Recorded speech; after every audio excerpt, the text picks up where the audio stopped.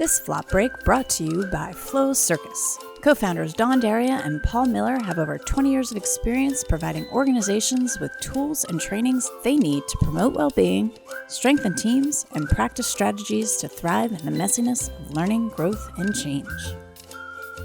Welcome Monday, Homeschool Homework Edition, Mandatory Vacation Day from courtesy of coronavirus.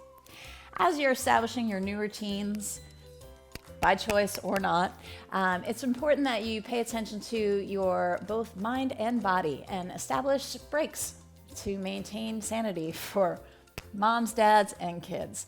So we're here to provide you a built-in break for mind and body. And so for those of you that have been in our programs or know us or love us and have a flop ball because we've given it to you and forced it upon you, or gifted it to you, or however you've gotten it, we're going to bring you a flop break for the next couple of days. And so, and if you don't have one of our flop balls, you can come move with us anyway. So today is your first installment of a flop break. Yeah, a flop break. So if you don't have a flop ball, you can use a small pillow. You could use something small and non-breakable. Something that's not slippery is good. Maybe a throw pillow would be good. Elbow pillow if you have any at home. And we're going to be throwing and catching this on the backs of our hands. But before we do that, let's just do a quick warm-up. If you spend a lot of time at home at the computer or driving, this is a great little stretch that goes to a 10 count for just warming up your hands, your wrists, your arms. And we'll go through it once, and then we'll go through it together. So the first 1 and 2 is where you pull back on your hands. Just nice and gentle pull back. 1 and 2. We're not overstretching here. Just nice and gentle micro stretches. 1 and 2. And then 3 and 4, what we do is we twist. We twist. Oh, no, we go down. You're right. Okay. 3 and 4, we go down. We pull down. Now this, I don't. It's one of my favorites, so I don't you can't like this skip one that. as much, so I just skip this one. 3 and 4, and you're going to feel it right back here.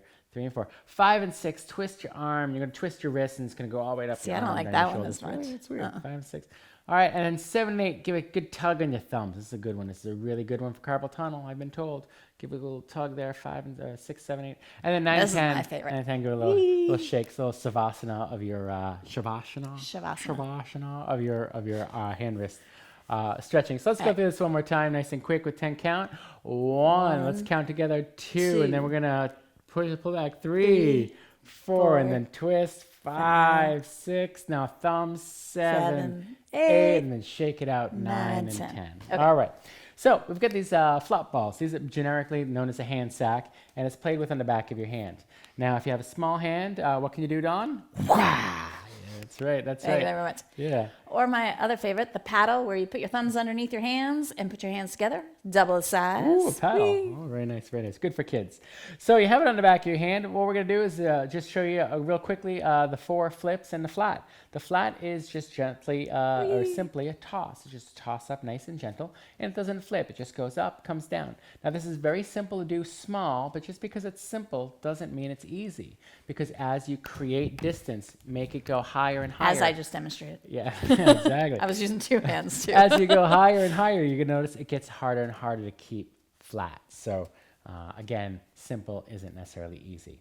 So you can play with that, or you can do your 4 flips. 4 flips, basic flips are your back flip, and that's where you flip it back towards you. You lift your fingertips up, flips back towards you. Notice when I do it, it's not going way high in the air. It's not going way up there. It's just staying nice and low like that. Then there's a front flip. Front flip is the opposite. What you do is you throw it up, but as you throw it up, you're going to bend your fingers down, and it's going to fall forward. It's going to fall forward. So you can use 2 hands and practice that nice and gentle, or just 1 hand. You're going to feel it come off your knuckles. It actually, you impart the rotation with some pressure on the knuckles. So you bend your fingers down, it rotates. Impart. This show is brought to you in part by... So, and then you have the out flip and the in flip. The out flip, you flip it to your outside, so you lift your thumb up and it flips out to the outside. In flip, you bend your thumb down, flip to the inside. You can do all these tricks with 1 hand, with the other hand, and you can do it between your hands, or, as Don said, with the paddle. So keep flipping, flopping, and flatten. No, flipping, flopping. But what we challenge you for the rest of today and the first part of tomorrow is to be mindful of your routines and be, in particular, mindful of the breaks you're scheduling for yourself, mind and body. And after you play with your flop ball, pay attention to how you feel. After you take these little breaks, whatever those breaks are, pay attention to how it feels in your body and your mind, because those breaks are important. And if you take the moment to pay attention how it feels, you'll be more motivated to take those breaks. It's like when I go for a walk or a run, if I take the time to say, I feel better, then I'm going to be more motivated to go again. So take those breaks and come back tomorrow for our next flop break. All right. See you then. Flop on. Flop on. Oh, nice.